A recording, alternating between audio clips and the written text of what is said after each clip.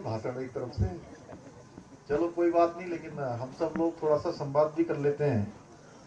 देखिए, हम सब जानते हैं कि 2014 में, आज से ठीक 10 साल पहले, 10 साल होने वाले 2 महीने बाद, हमारे देश के प्रधानमंत्री आदरणीय नरेंद्र मोदी जी बने। और उनके बनने के बाद बहुत सारी योजनाएं शुरू हुई, बहुत सारी योजनाएं। जो हमारी माताएं बहनें जो गांव में रहते थे, जिनके पास अपने साधन नहीं थे, उनके बैंक में खाते भी नहीं होते थे, तो बैंकों में खाता खुलवाने का काम किसने किया? जरा जोर से बोलिए। मोदी जी ने किया। प्रधानमंत्री आवास योजना में जिनके मकान नहीं होते थे, उन सबको मकान किसने दिया? मोदी जी ने दिया। गैस के सिलेंडर, गैस के कनेक्शन, अरे फ्री में तो छोड़ो, पहले एक समय ऐसा था, पांडे जी आप भी छोटे छोटे होंगे, हमारे जिलाधिकारी जी, आगे आओ थोड़ा। और आप ये हमारे वहाँ के महाराष्ट्र में पैदा हुए अजय गणपति जी, एसपी साहब हमारे। पहले क्या था, जब गैस का कनेक्शन लेना होता था तो पता कैसे होता था? एक सांसदों को कोटा मिलता था। अजय भाई, तुमने तो कई हजारों लाखों लोगों को कनेक्शन दे दिए होंगे पहले। जरा बजाइए ताली मोदी जी के लिए।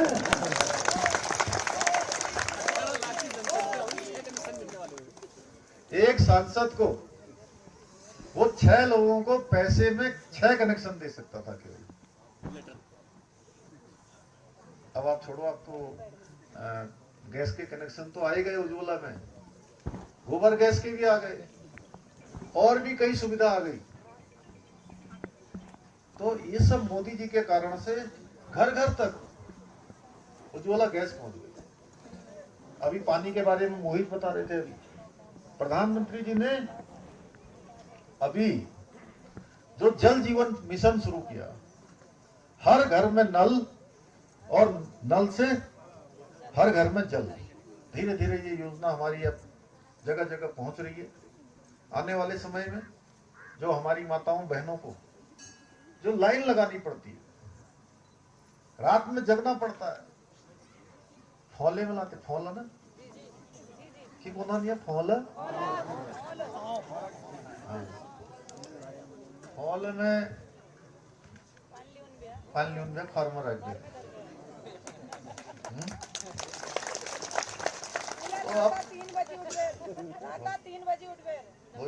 रात में 3 बजे उठ गए, दूर दूर बैठे जो है फार्मर फॉल रख दे। ये सब परेशानी धीरे धीरे दूर हो गई। अब आयुष्मान योजना,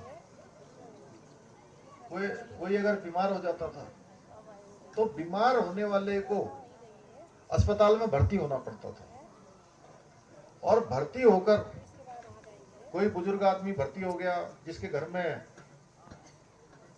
व्यवस्था नहीं है खर्चा पानी, अस्पताल में भर्ती हुआ बुजुर्ग आदमी, 1 दिन 2 दिन के बाद कहना शुरू कर देते थे, अरे बेटा मेरा इलाज मत करवाओ, मुझे घर ले जाओ। क्यों? पहले दिन भर्ती होता था 10,000 का बिल आया, दूसरे दिन में 20,000 हो गया, तीसरे दिन में 30,000 हो गया, फिर 50,000 हो गया, फिर बढ़ता चला गया। तो वो पिता अपने बेटे से कहता था, अपने घर वालों से कहता था, तुम ये मेरा इलाज मत करवाओ बेटा, कहीं ऐसा ना हो कि मेरा इलाज करवाते करवाते तुम कर्जे के बोझ के तले दब जाओ, तुमको कहीं घर में रखे हुए जीवर गिरवी रखने पड़ेंगे, कहीं जमीन बेचनी पड़ेगी, कहीं मकान बेचना पड़ेगा, उधार लेना पड़ेगा, इलाज भी नहीं हो पाता था। मोदी जी ने इस दर्द को समझा और उन्होंने कहा आयुष्मान योजना लाते हैं सबके लिए, पूरे देश के लिए आयुष्मान योजना लाई गई, हर एक आदमी को। और हमने उत्तराखंड में उस आयुष्मान योजना को हर एक व्यक्ति के लिए कर दिया, कोई अमीर नहीं, कोई गरीब नहीं, सबके लिए होगा, सबकी तरफ, सरकार की तरफ से जो मोदी जी की योजना है सबको मिलेगी। और एक कार्ड बनता है, कार्ड बनने के बाद आपको पता है 5 लाख रुपए तक का इलाज 1 साल में मुफ्त में मिल रहा है। किसान सम्मान निधि आ रही है, साल में 6,000 रुपए उसमें भी मिल रहे हैं। बेटियों के लिए, अभी दीदियों के लिए लखपति दीदी योजना आ रही है, जिसका हम कार्यक्रम कर रहे हैं कल, समझू। तो ये सब काम मोदी जी के बनने के बाद तेजी से हो रहे हैं। देश में देखो, अगर देश में सड़क बन रही है, पहले कहाँ सड़क नहीं थी, कितनी तेजी से सड़कें बनी। आप लोग यहाँ से लोहाघाट जाते होंगे, लोहाघाट से पिथौरागढ़ जाते होंगे, या टनकपुर जाते होंगे, या दिल्ली की तरफ, देहरादून की तरफ, कहीं भी आप जाते थे तो कितनी मुश्किल होती थी। पहले कई घंटे लग जाते थे, कई घंटे। पांडे जी आप तो यहाँ रहे हो, पहले कई घंटे लग जाते थे, कमर भी टेढ़ी हो जाती थी, लोग परेशानी, धक्के लग रहे हैं, कहां पर एक्सीडेंट हो जाए पता नहीं, कहीं कहीं कुछ रोड कब ब्लॉक हो जाए पता नहीं। सब रोडें बन गई देश में, देश में अच्छी रेल आ गई, वंदे भारत एक्सप्रेस चल रही है, नमो भारत चल रही है अच्छी। अभी नए बजट में 40,000 नई बोगियां लगाई जा रही है वंदे भारत एक्सप्रेस की तरफ। अभी प्रधानमंत्री आवास योजना में और जो है उसका लक्ष्य बढ़ा दिया, 2 करोड़ और मकान दिए जाएंगे। अभी तक 4 करोड़ दिए जा चुके हैं। लखपति दीदी बनाने का जो प्रधानमंत्री जी ने 2 करोड़ का लक्ष्य रखा था कि 2 करोड़ पूरे देश की दीदियों को, बहनों को लखपति बनाना है। अब लखपति कैसे बनेंगी? लखपति बनाने के लिए उनको सरकार की योजनाओं का लाभ दिया जाएगा, उनको कुछ बनवाने के लिए, बनाने के लिए उनको ऋण की व्यवस्था दी जाएगी, लोन दिया जाएगा, और लोन भी ऐसा जिसमें ब्याज भी नहीं लगेगा। काम करेंगी, धीरे धीरे अपने पैरों पर खड़ी होंगी। ये सब काम हमारे प्रधानमंत्री मोदी जी ने शुरू किए, जो पहले कभी नहीं हुए थे। और ऐसे ऐसे काम हो रहे हैं, ऐसे ऐसे काम हो रहे हैं जिन कामों के बारे में हम सोचते भी नहीं थे कभी होंगे। अब कश्मीर जानते हो ना सब, कश्मीर में पहले क्या था? कश्मीर में धारा 370 लगी हुई थी। और धारा 370 क्या थी? एक देश में, कश्मीर हमारे देश का अंग था, हमारे कितने फौज के लोग वहां पत्थर मारते थे, वहां ड्यूटी करने वालों पर गोली चलाते थे, कितने लोग हमारे शहीद हो गए, कितने लोगों का बलिदान हो गया। उत्तराखंड से भी, देश से तो 40,000 लोगों से ज्यादा का वो उस कश्मीर को बचाने के लिए अपने प्राणों का बलिदान कर दिया लोगों। एक देश में 2 विधान चलते थे, एक देश में 2 विधान, जो बाबा साहब अम्बेडकर, भीमराव जो है, जो संविधान बनाकर गए, वो संविधान वहां नहीं चलता था। निशान जैसा हमारा तिरंगा था, ऐसा तिरंगा भी नहीं होता था वहां, उनका अपना ही निशान चलता था। ऐसे ही भारत का प्रधानमंत्री अलग होता था और वहां का प्रधानमंत्री अलग होता था। तमाम सुविधाएं दुनिया भर की जा रही थी, कोई ऑडिट नहीं होता था। आतंकवादी अपनी मनमर्जी कर रहे थे, गोली बारूद चलाते थे, किसी को वहां घुसने नहीं देते थे, जमीन कोई ले नहीं सकता था। वहां धारा 370 थी। उस धारा 370 को खत्म करके हमारे देश में पूरी तरह से कश्मीर को मिलाने का काम किसने किया? जरा जोर से बोलिए, किसने किया? मोदी जी ने किया। अब देखो, हमारी मुस्लिम बहनें 3 बार तलाक तलाक तलाक कहते थे और तलाक हो जाता था। कितनी मुश्किल होती थी।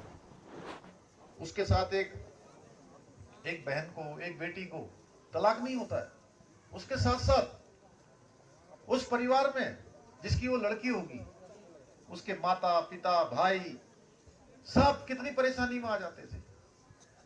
मोदी जी ने उनका 3 तलाक भी खत्म कर दिया उन बहनों के लिए। अब आप लोग देखो, मां भगवती के इस दरबार में बैठी हो, मां भगवती के दरबार में हम लोग, सब लोग क्या कहते थे? अयोध्या में जहां भगवान पैदा हुए वहां मंदिर बनना चाहिए था। यही तो कहते थे, कब से कहते थे, कहते राम लला हम आएंगे गली गली में घूम के, कहते थे राम लला हम आएंगे मंदिर वहीं बनाएंगे, और नारा लगाते थे बच्चा बच्चा राम का जन्मभूमि के काम का।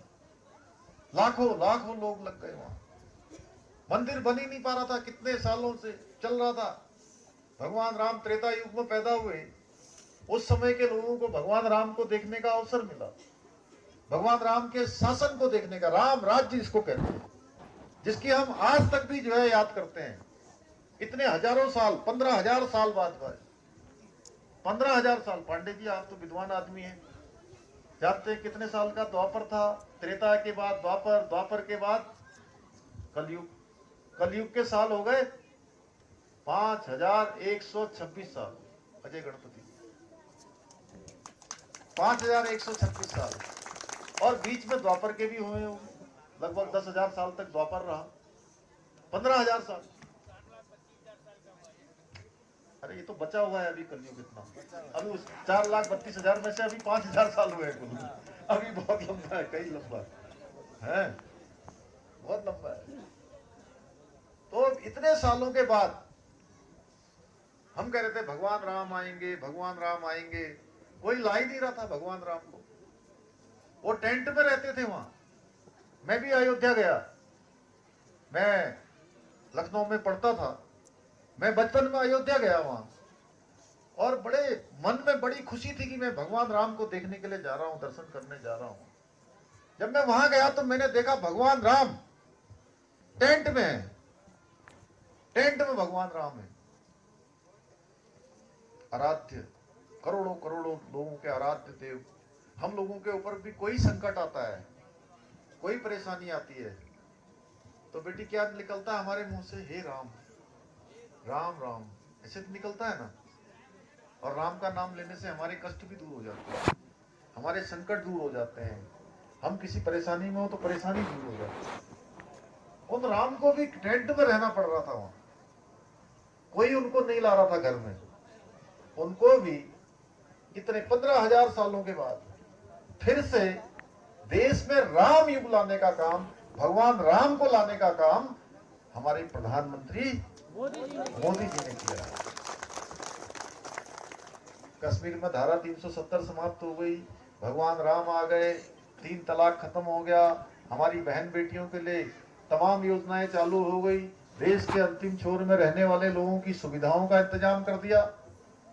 तो हमने भी ये सोचा, ये तय किया, आप लोगों के सामने हमने संकल्प लिया था 2022 के जब चुनाव हो रहे थे, उस चुनाव में हमने हमारे प्रधानमंत्री मोदी जी की प्रेरणा से एक संकल्प लिया कि उत्तराखंड के अंदर रहने वाले, ये देवभूमि में जो भी रहेगा, चाहे वो किसी धर्म का होगा, किसी पंथ का होगा, किसी समुदाय का होगा, किसी जाति का होगा, सबके लिए उत्तराखंड में हम एक समान कानून लाएंगे, एक समान कानून।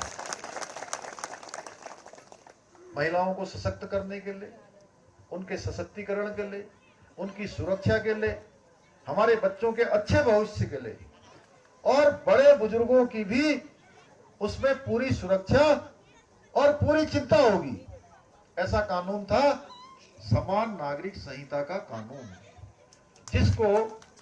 जिसको बाबा साहब भीमराव अंबेडकर जब संविधान बना रहे थे, उस संविधान में अनुच्छेद 44 में यह व्यवस्था करी गई कि सबके लिए एक समान कानून होना चाहिए, लेकिन वो लागू नहीं हो पाया।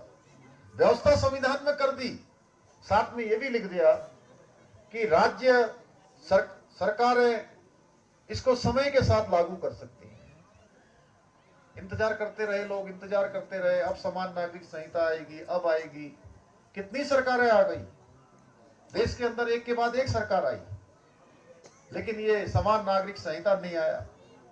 कई बार बेटियों को घर से बाहर निकाल दिया गया, उनको जो है उत्पीड़न उनका शुरू हो गया, अत्याचार शुरू हो गया, अन्याय शुरू हो गया उनके साथ, जिंदगी खराब कर दी उनकी, उनका आत्मबल गिरा दिया। वो सुप्रीम कोर्ट में गई, कोर्टों में गई, कोर्टों से भी निर्णय आया, सायरा बानू का निर्णय आया, लेकिन अध्यादेश लाकर उस समय उनको भी बदल दिया। जो कोर्ट कह रहा था ऐसे करो, केवल वोट बैंक के लिए, तुष्टीकरण के लिए, वोट बैंकों के लिए न्याय नहीं किया गया।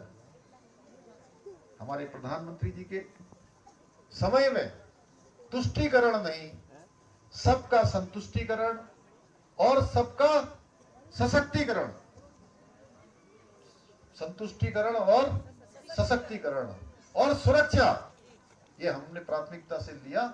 और हमारे प्रधानमंत्री जी के मार्गदर्शन में, उनकी प्रेरणा से उत्तराखंड हिंदुस्तान का पहला राज्य बन गया जहां सबके लिए अब समान अधिकार होंगे। और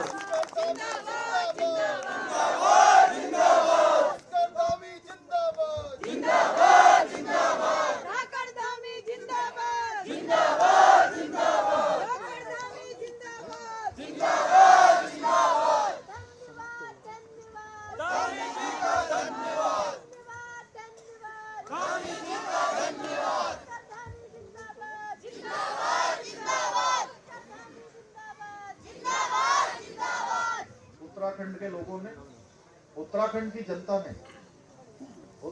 जनता ने विधानसभा में अपने सब विधायकों को भेजा, जगह जगह से लोगों की भावनाएं आई, कमेटी बनाई और